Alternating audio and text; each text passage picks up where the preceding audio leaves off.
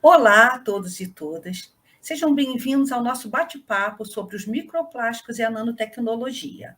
Eu sou Maria Inês Bruno Tavares, professora do Instituto de Macromoléculas, professora Heloísa Mano. Nós trabalhamos com os polímeros, desenvolvendo novos materiais plásticos e estamos com a proposta da nanotecnologia como uma possível solução para a diminuição da geração dos microplásticos. Os microplásticos, normalmente, eles são gerados quando do descarte inadequado, né, dos plásticos, dos nossos materiais plásticos, principalmente, de embalagens e também de outros produtos, derivados dos polímeros que vão para o meio ambiente. Então, uma conscientização ambiental é muito importante. Isso é uma ação complexa, já que a geração dos microplásticos também é complexa. Nós nos preocupamos muito com a destinação dos plásticos e, por isso, propomos o uso da nanotecnologia. Então, queria começar esse bate-papo com vocês falando um pouquinho, fazendo um breve histórico da história dos plásticos. Muitas pessoas não conhecem e é bem interessante para vocês verem a evolução. Então, a história do plástico, na indústria, nossa, teve grandes invenções. E uma das invenções muito interessantes foi feita por Alexandre Parkes, que desenvolveu, em 1862, pessoal, um polímero totalmente sintético, um plástico sintético derivado da celulose, que é um polímero natural. Outros avanços também surgiram nesta época, ou a partir desta época, gerando novos materiais. E aí o conhecido baquelite, tá? Em 1907, que veio, derivado do nome do seu criador, do seu químico, já que é um nome muito complicado para se falar, então se tornou o baquelite, que é utilizado até hoje, que é uma reação, por condensação do fenol e do formaldeído. Vale destacar ainda que, antes da invenção do plástico, vários produtos eram fabricados, quer seja por indústrias grandes ou pequenas, eram também limitados, não é? Porque a matéria-prima era limitada. Muitas das vezes era difícil de ter o material e, com isso, com consequente, a indústria era movida mais lentamente e os avanços também eram mais lentos, tá? Então, a invenção do plástico propiciou uma ampla possibilidade de novos materiais, de desenvolvimento de peças para automóveis, os nossos telefones celulares, computadores, dentre outros. Queria destacar também as lentes oftálmicas, que são tão importantes, um conforto para os nossos olhos, para nós que usamos óculos, em função da leveza dos materiais plásticos, com isso, então, propiciando um uso mais constante e menos desconforto para nós. A medicina também se valeu muito da indústria plástica, onde a gente consegue ter diferentes artefatos que a gente pode não ter um diagnóstico muito mais preciso quando se usa os tomógrafos computadorizados e também as seringas tão simples, mas que foram de grande e são de grande utilização. Eu queria destacar também os adesivos para tratamentos, principalmente de escárias. Então, olha quanto a importância tem o plástico, os polímeros, os materiais plásticos derivados dos polímeros. Então, a gente também precisa ter um pouco de conscientização ambiental quando do seu descarte, que não deve ser inadequado. Além disso, também não podemos deixar de falar da indústria do vestuário, não é? Onde as fibras que começaram naturais, com algodão, com lã, e passaram a ser, em grande parte, substituídas pelos nylon, da família das poliamidas, os poliésteres, trazendo o quê? Maior conforto e também uma diversidade de tecidos que são utilizados desde a indústria, para a indústria têxtil, para a parte militar e também para a parte esportista e no nosso dia a dia. Então, trazendo assim, não só conforto, mas também uma leveza e também, não é, materiais interessantes para o nosso dia a dia, com bastante características. E nós vamos falar um pouquinho mais para frente sobre os tecidos inteligentes. Eu queria comentar com vocês sobre o PET. não é? O PET, tão nosso conhecido das garrafas de PET, né? Ele foi desenvolvido em 1941. Olha, não tem tanto tempo assim, né?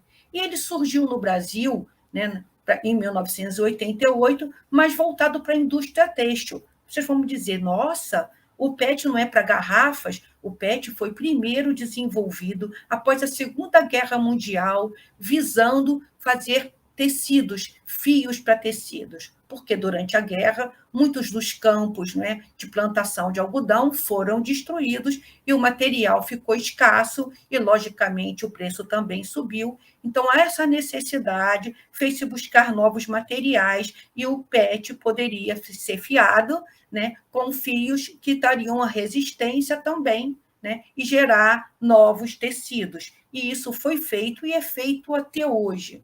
Depois ele passou a ser utilizado também por ser inerte, leve, resistente e transparente na fabricação de embalagens, tanto para bebidas quanto para alimentos. Mas isso só começou a ser em 1993, tem pouquinho tempo, não é? Então, o fato das pessoas, não é, da população, querer ver o que está comprando é muito importante. Isso também nos ajuda muito a manter a segurança alimentar. Tá? Então, eu trouxe aqui a evolução rápida para vocês verem das garrafas de Coca-Cola. As garrafas de Coca-Cola e até de outros refrigerantes, não é, eram sempre de vidro. E em 1994 que passou a ser de plástico, no caso de PET. E aí eu queria contar rapidamente a história da embalagem da Coca-Cola, né? Na verdade, a Coca-Cola ela foi a primeira, em 1969, tá? A estudar, né, o ciclo ambiental, o impacto ambiental que as garrafas teriam quando descartadas, principalmente inadequadamente. Né? Além disso, em 1978, ela criou a garrafa de PET de 2 litros, tá? Que evoluiu muito com a ciência e a tecnologia, se tornando mais ambientalmente sustentável e melhorando a eficiência, aumentando a reciclagem e promovendo o uso de materiais reciclados. E eu queria fazer um adendo. No Rio de Janeiro, até 70% das garrafas de PET são recicladas e têm, assim, diferentes usos. E perde para as latas de refrigerante, né, que são de alumínio. Por quê? Por causa da venda, não é? Então, isso faz com que as pessoas se proponham a reciclar as latas pelo custo que recebem, em função, lógico, da sua condição social, e não tenham a condição psicológica ambiental, né, para que não se deixe as garrafas e qualquer artefatos, né, no meio ambiente. Então, a gente precisa ter essa conscientização ambiental.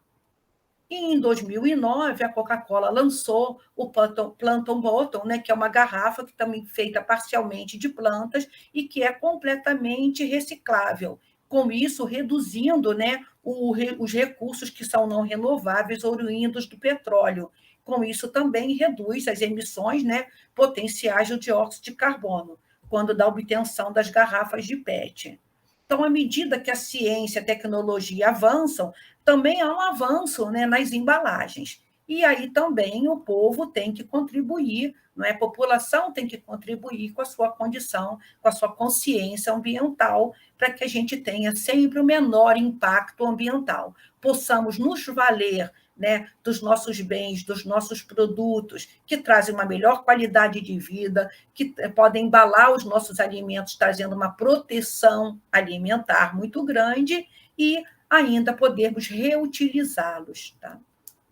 As embalagens plásticas têm uma ação muito importante também, gente, na nossa segurança alimentar. A indústria alimentícia tem aproveitado muito, né, as embalagens de materiais poliméricos, porque elas visam também a segurança e a proteção alimentar. Com isso, vai diminuir a contaminação que causam muitas mortes por ingestão de alimentos que sofreram, então, com o crescimento de micro-organismos. Então, as embalagens plásticas podem ser não só utilizadas normalmente, mas também podem ser tratadas para que você diminua esse efeito da geração de micro-organismos, com isso, um maior tempo de prateleira e um alimento com boa qualidade para o consumo. Isso que é o mais importante. Então, as embalagens, elas também ajudam a diminuir o desperdício. Isso é muito bom, porque o alimento tem um tempo de vida maior, um tempo de prateleira maior, para que tenha mais tempo de consumo. Tá?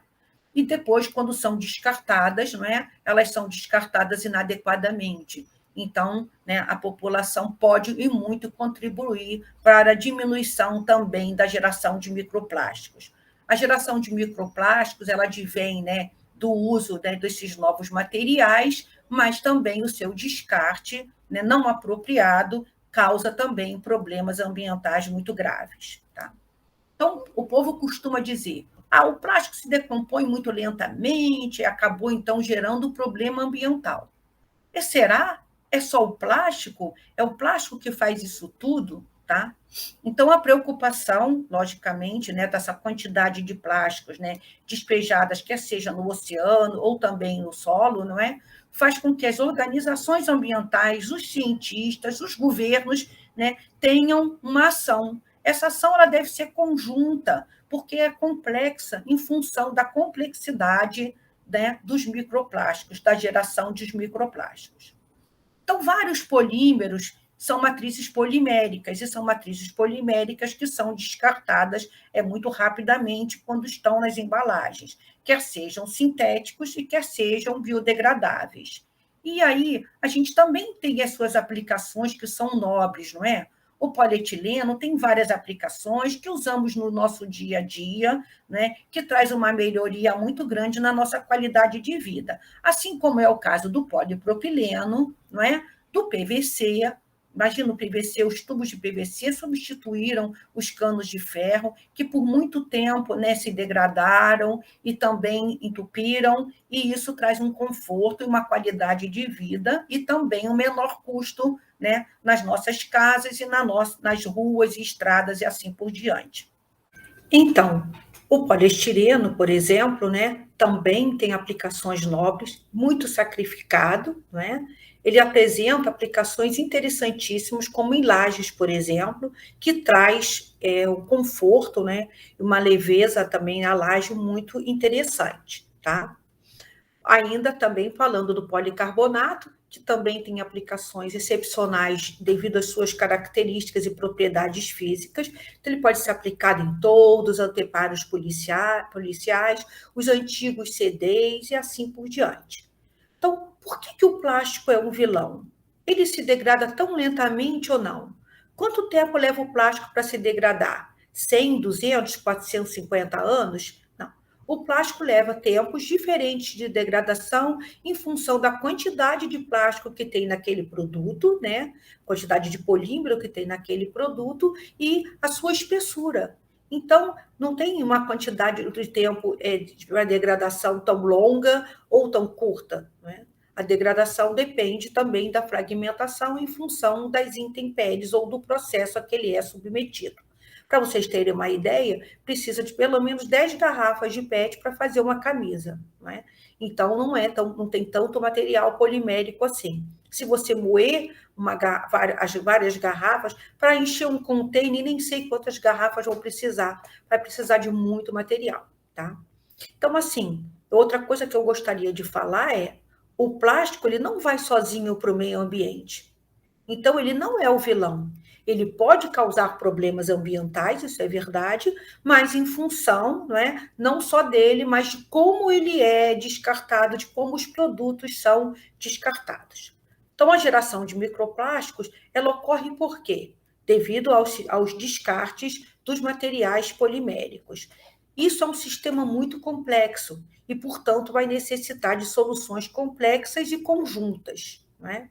Os microplásticos, né, como definição, são pequenos pedaços de plásticos oriundos da fragmentação desses materiais, com medida inferior a 5 milímetros. Então, esses plásticos eles podem atingir esse tamanho quando estão na forma dos pellets, né, que são a forma inicial para a produção dos produtos, ou então por meio da degradação, da fragmentação. E aí podem ter tamanhos diferenciados. Então, existem dois tipos de microplásticos, eles são classificados de duas formas, como primários e secundários. E os primários são qualquer fragmentos de plástico ou partículas que tenham 5 milímetros de tamanho ou até menos, antes de chegarem ao ambiente, quer seja marinho ou solo. Como exemplo, são as microfibras de roupas, microesferas, esferas de plásticos e assim por diante, ou peças que são partes do fabrico de vários materiais. E os secundários, que são criados a partir da degradação ou fragmentação dos produtos plásticos quando destinados ao ambiente, que chegam, então, né, nesse tamanho e tem essa ação das intempéries. Como exemplo de fonte de microplásticos secundários, tem-se as garrafas de água, de refrigerante, as redes de pesca, que quando elas quebram, né, ou rasgam, os próprios pescadores jogam ao mar. Isso é uma falta também grande de preocupação ambiental, principalmente com o lugar que eles vão colher os peixes, não é? Vão pescar. E os sacoplásticos, que não têm pernas, não com as intempéries, com o vento, eles vão para qualquer lugar, né? Então, isso é muito preocupante. Por isso que tem que ser uma ação conjunta, uma ação, várias ações ao mesmo tempo. Então, com isso, né, que eu expliquei para vocês, o ciclo e o movimento dos microplásticos no ambiente ainda não é conhecido, não é totalmente conhecido, bem como também os efeitos que eles podem causar, quer seja na vida marinha, quer seja no solo. Como eu falei, esse sistema complexo necessita de um grande entendimento e de uma grande solução, e vários estudos vêm sendo feitos para isso.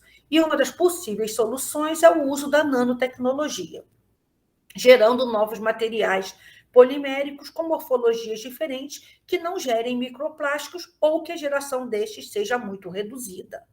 A nanotecnologia, nós sabemos, é a aplicação ou fabrico de dispositivos nos quais pelo menos uma dimensão está em tamanho nanométrico, ou seja, a nanopartícula que vai ser adicionada, né, a partícula que vai ser adicionada, ela vai ter pelo menos uma unidade dimensional, unidimensional, né, que vai ter a sua em tamanho nanométrico. Então, a unidimensional, um tamanho, a bidimensional, 2 tamanhos nanométricos, e a tridimensional, 3 tamanhos nanométricos, e com isso vão ter materiais com características e morfologias diferentes. Então, o princípio básico da nanotecnologia é a construção de novos materiais a partir de novas morfologias, né? Então, gerando, assim, sistemas muito interessantes. Eu gosto de comparar a formação, né, da morfologia e da arquitetura do Lego com a nanotecnologia. Sabemos que o Lego tem peças, tamanhos e cores diferenciadas, formando, então, estruturas, arquiteturas simples até mais complexas. Então, a essência desse novo material pela nanotecnologia é a morfologia gerada, é a arquitetura gerada desse material. Então, as aplicações vão depender dessa arquitetura, do modo de preparação e, consequentemente, sempre da estrutura química dos materiais envolvidos. Então, a estrutura química entre os componentes de um material híbrido são os responsáveis por a reação ou as interações que vão ocorrer no novo material. Então, sabendo que a nanotecnologia permeia várias áreas do conhecimento, que vai desde a medicina até o petróleo, né?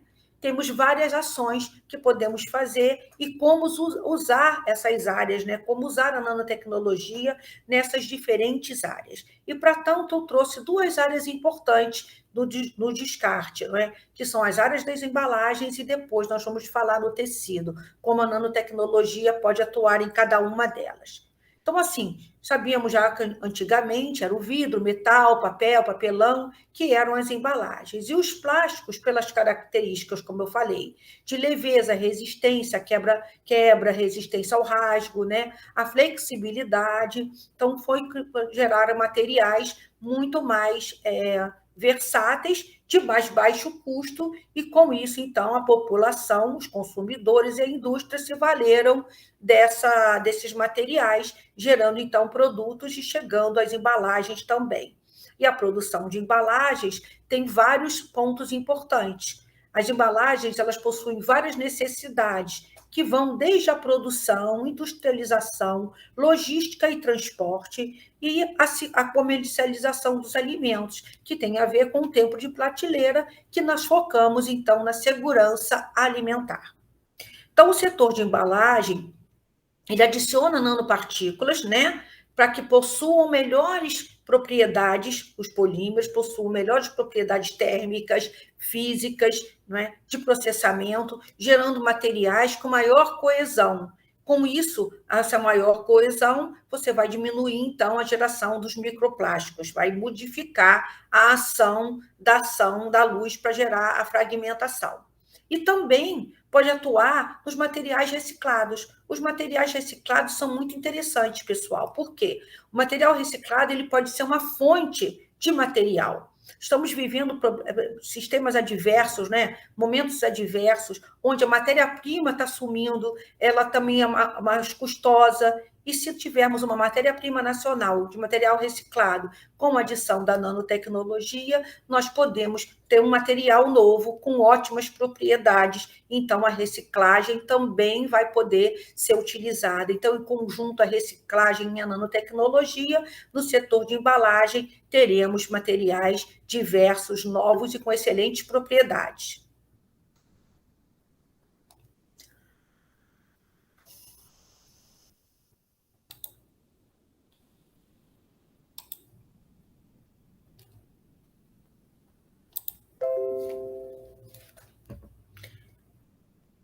Então, com excelentes propriedades. Além disso, também tem os filmes comestíveis, revestimentos de frutas, por exemplo. Então, é muito importante a gente ter essa ação, né, de novos materiais nos alimentos, e para que eles também tenham, como falei, maior tempo de prateleira e cheguem ao consumidor com uma boa qualidade. Tá? Então, o desenvolvimento de embalagens biodegradáveis também é possível, utilizando nanopartículas como reforço, para melhorar também a resistência à barreira, não é? E a resistência a gases. Então, isso daí vai trazer benefícios fantásticos. E, claro, sendo descartados corretamente, por exemplo, em compostagem. Né? Então, a adição de bioativos também de alimentos funcionais para embalagem, juntamente com nanopartículas, né, gerarão novos materiais estruturados para a geração de embalagens ativas que vão preservar bem o alimento, né, do exterior e proteger, então, contração dos micro-organismos, mantendo, assim, uma qualidade alimentar alta e uma segurança alimentar para o consumo, quer seja nacional, quer seja internacional, uma exportação. Então, vai manter muito a qualidade do produto por um longo tempo. Isso tem um valor excepcional, né? A outra parte é dos tecidos, quer dizer, a outra parte de materiais que pode se usar a nanotecnologia, que já vem também se usando a nanotecnologia, são os tecidos.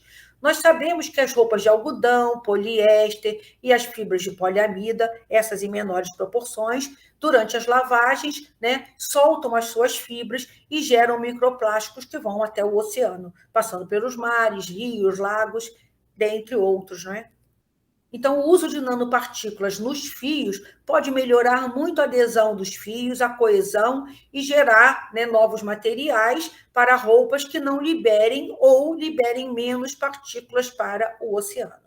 Então, a geração de nanopartículas pode mudar a estrutura do tecido e permitir, então, a geração de novos materiais.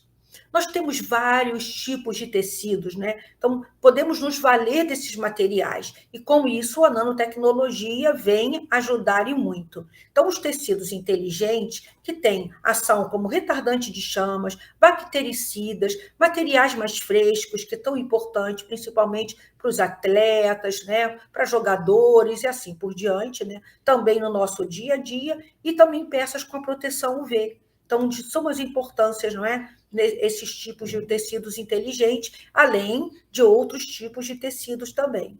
A adição, então, de nanopartículas microencapsuladas pode promover esses tipos de tecidos. E, com isso, esses tecidos também têm uma ação de menor perda de fibras. Então, com isso, menor proteção, menor geração de micro-organismos. Tá?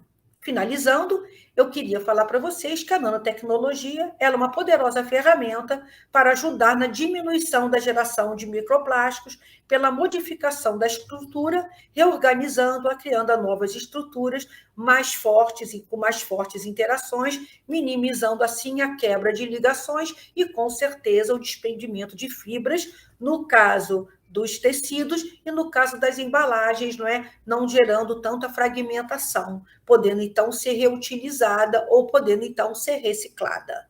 Então, agradeço muito a atenção de vocês, espero vê-los em breve. Esse é o meu contato. Muito obrigado, até breve.